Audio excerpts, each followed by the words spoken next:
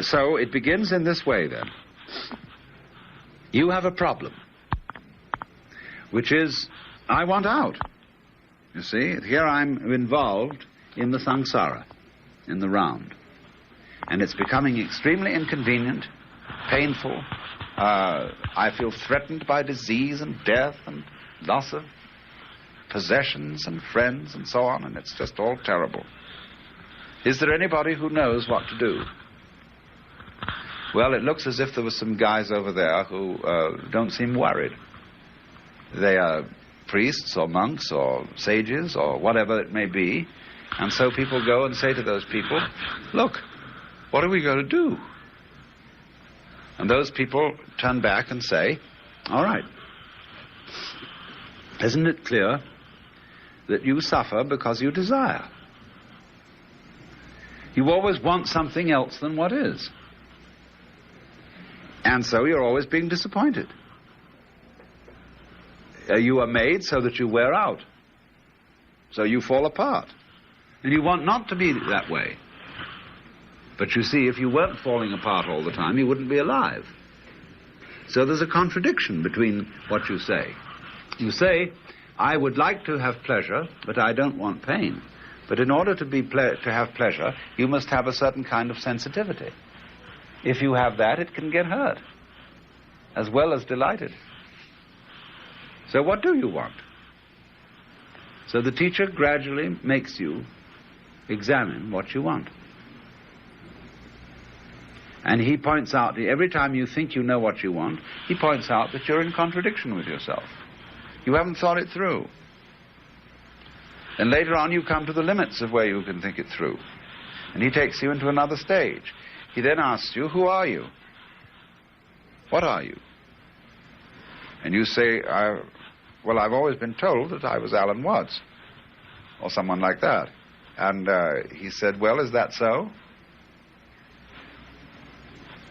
And so I have to go back and I have to look and find out, who am I? Well, I find I'm a sort of onion.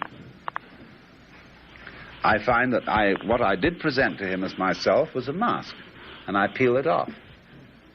And he says to me, ha, now let's look at your new mask. What's underneath that? So I peel that one off. And I go peeling. And suddenly I find, why, I thought there would be a pit at the center, but there isn't. There's just a pile of skins. And where am I? And, I hear some kind of droll laughter because I wasn't inside the onion at all. The onion was inside me. I was the space in which the onion was contained. But I was thinking that I was something in the middle of it. Or that I was a particular skin, a particular surface.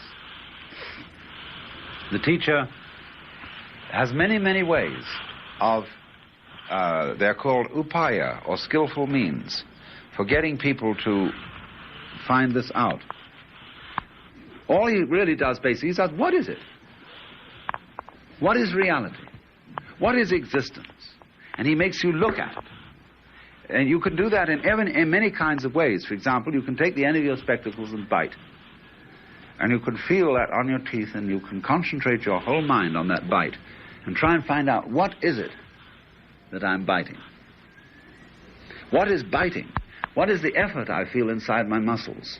Where does that effort come from? What is the source of the physical activity? Concentrate on that. What is that thing that's there?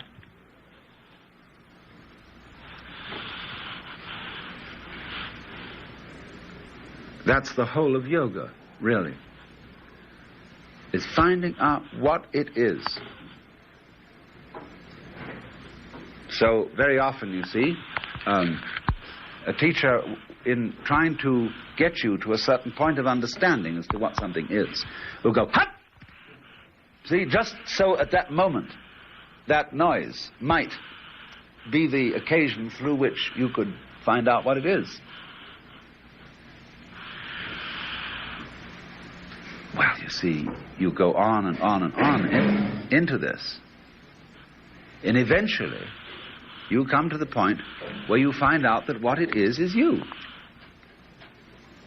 You want one thing and it another. Although we're playing it that way, because that's the hide-and-seek game. You're it. Isn't it funny how in the game of hide-and-seek we designate somebody to be it?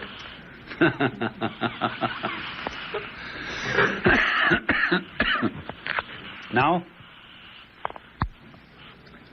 that means then, you see, that you come to the point where you see through the game.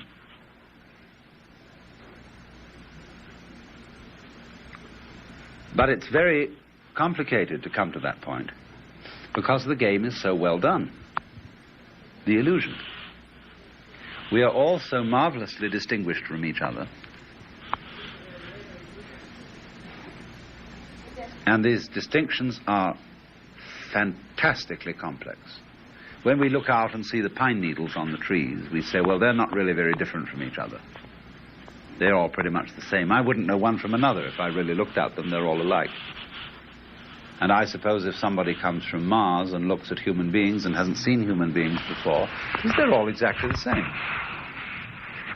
Same in way when Japanese people saw Westerners for the first time, they all looked the same. They all had red hair and long noses. Consequently, when we for the first time look at Oriental peoples or Negro peoples, we say, oh, they're all the same. I can't tell one from another. But you look deeply and you get used to them and they all start getting different. So would the pine needles. So you see, in that way, we are involved in being human, and therefore we all look incredibly different from each other. We all feel very different. And we accentuate this difference by having hate for each other or love for each other. And so it all grows. The element of differentiation becomes more and more and more and more emphasized. And that's scary, because we think, I'll lose me, I'll lose what I love, or I'll be overcome by the enemy, by the different, the other thing. You see, that's because we are at a point in the development of consciousness where we are at the extreme moment of differentiation. When you think, when I die, there will only exist what is other than me. Isn't that spooky? In other words, the here will disappear and the there will remain. Or if I go completely insane, I will be possessed by something completely alien. If you've ever been close to going insane, to feel the real horrors of this thing coming over you, where you have no control of it, and it's going to take you absolutely out of your mind. You're going to go into a state of mind where everything is unfamiliar in a threatening way. And you know how that can be? Imagine, for example, a perfectly weird smell. It doesn't remind you of anything. It isn't a good smell, it isn't a bad smell. It's utterly unclassifiable. And it spooks you. It's so strange. Well, imagine if everything became like that. Suddenly everything in front of your eyes became unspeakably strange and odd. And you feel, ooh, stay away from me, see? Well, that's very like some of the ways one goes into insanity. And but you see, it's what is taking over is the principle of strangeness, as distinct from the principle of the familiar, the other. So what if everything became strange, or other, or nothing? I was nobody home, you see. So these threats lie in the game of playing that the two sides of the world, the black and the white, the I and the thou, the subject and the object, don't go together. Now,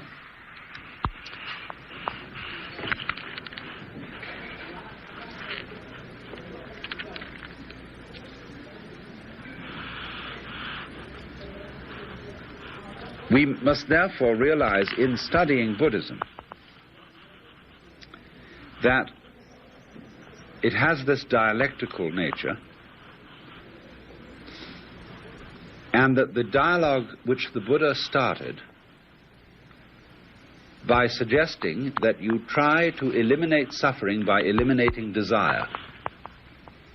He knew perfectly well you can't eliminate desire, because if you try, that's already a desire, to eliminate desire. But he wanted the people to try the experiment and see what would happen. They did, and this kind of experimentation went on over hundreds of years, and as it went on, people began to record the various stages through which their experiments went. And as a consequence of this, Buddhism underwent changes.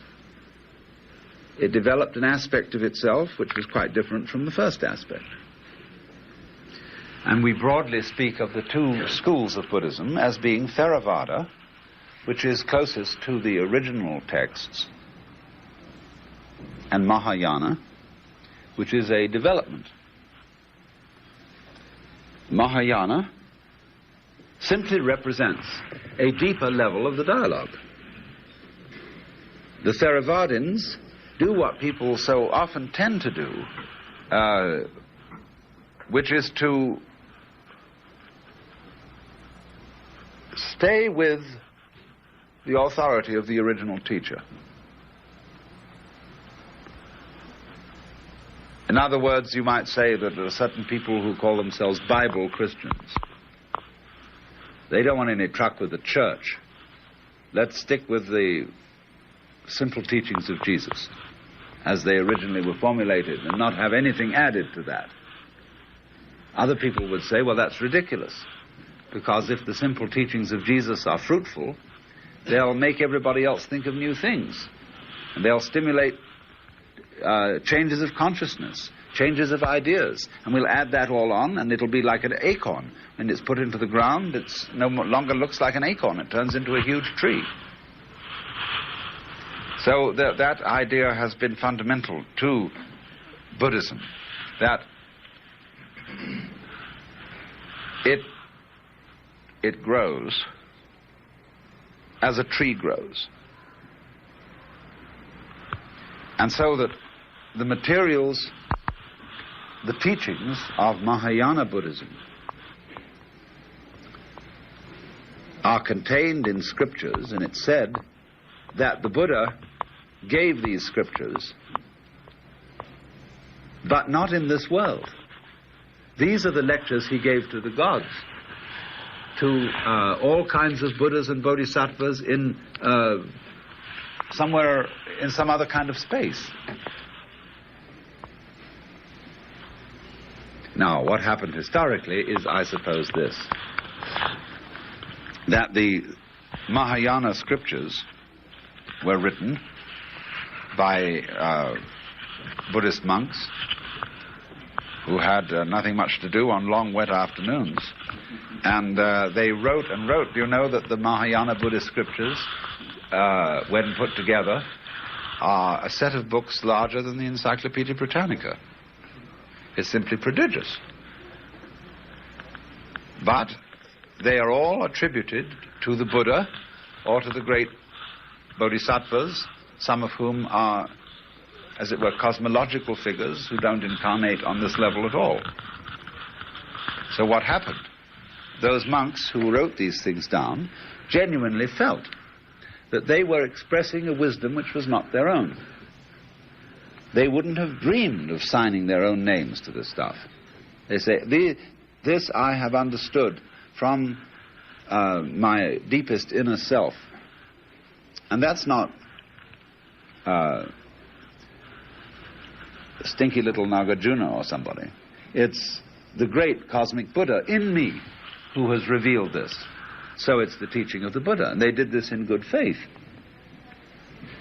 So although from one historical point of view the books of Mahayana Buddhism are much later than those of Theravada, or the Pali scriptures, you will often find Mahayanists arguing that they are immeasurably more ancient, because they incorporate a fundamental and eternal wisdom which is preached by the Buddha outside time.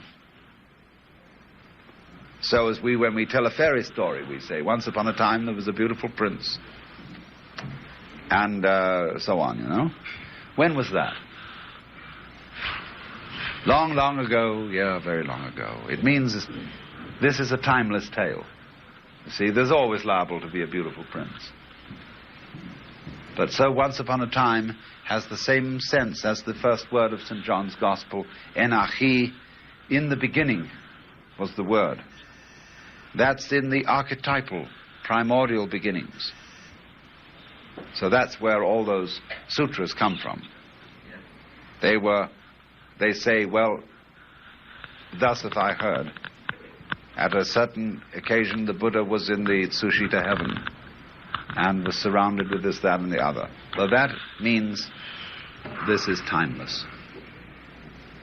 But actually, the Mahayana does represent a certain kind of historical evolution.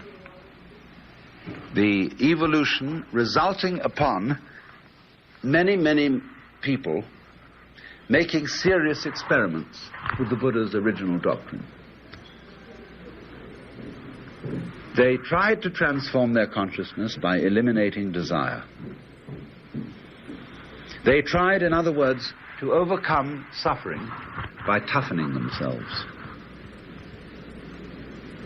And as a result of doing those experiments, they found out certain things about themselves. As a result of introspection, they found out a lot about the nature of consciousness and about the nature of just plain isness, existence. In certain directions, they found out that they'd been fools, that they'd set themselves to discover things that can't be discovered, as if you tried to bite your own teeth, or find out what's round the back of the mirror.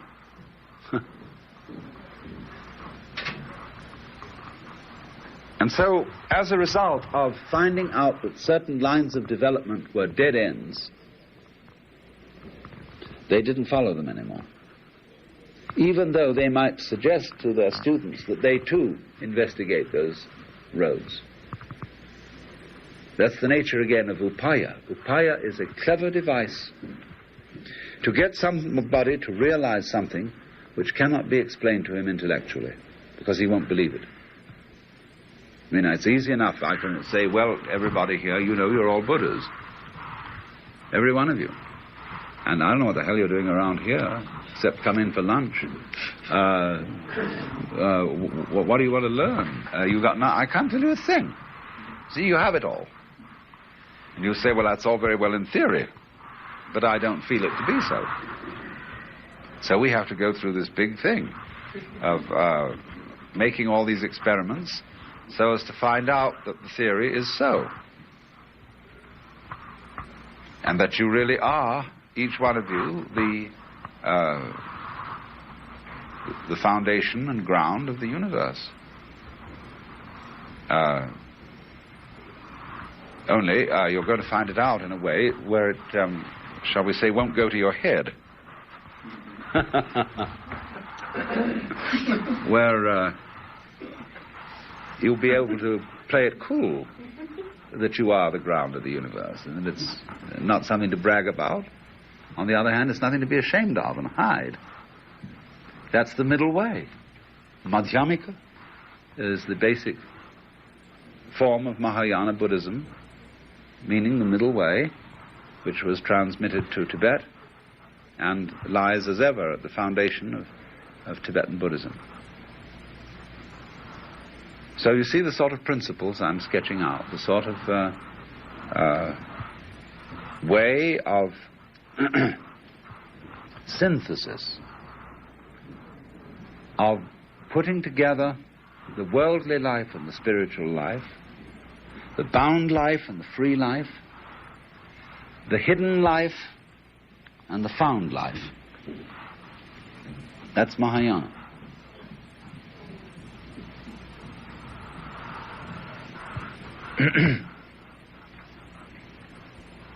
And because, you see, it ends up in what Frederick Spiegelberg has called the religion of no religion. This is the end of all this, you see, is to get rid of religion. Like when you go to a doctor and he gives you medicine and it cures you, you throw away the bottle. You don't keep on the stuff. So in Tibetan Buddhism, the aim of it really is to transcend Buddhism. So there are what are called the 6 precepts of Tilopa. Mano masam machadching, magam masam rangbabzad, which means mano, don't think, masam, have no mind, machadching, don't meditate, magam masams, don't contemplate, don't discipline yourself, keep your mind in its natural state. That's in Sanskrit called sahaja, naturalness. But nobody in the world can practice this. There's nothing you can do. Like saying to someone, now, please, be natural. Could you be natural by any imaginable effort or non-effort? You couldn't possibly do it. You have, therefore, you see, before you can be natural and you suddenly have a feeling that you're not natural, that something's wrong with you, you have to do some very unnatural things. So as to find again that you can't be unnatural, even if you try very hard to do so. I can't separate myself from the divine unity by any stratagem whatsoever, but I won't know that that's so unless I try very hard to do so. So we all try, you see, very hard to be individuals, and then to be perfect individuals, to be in charge, to be God, to rule ourselves. And as a result, in the end, we find out that that wasn't necessary. It was like putting legs on a snake, as they say in Zen. So one returns then to the natural state, where religion vanishes. And you can't say, when you look at the Bodhisattva, who is the Buddhist ideal, it's very difficult to distinguish him from an ordinary kind of a secular person.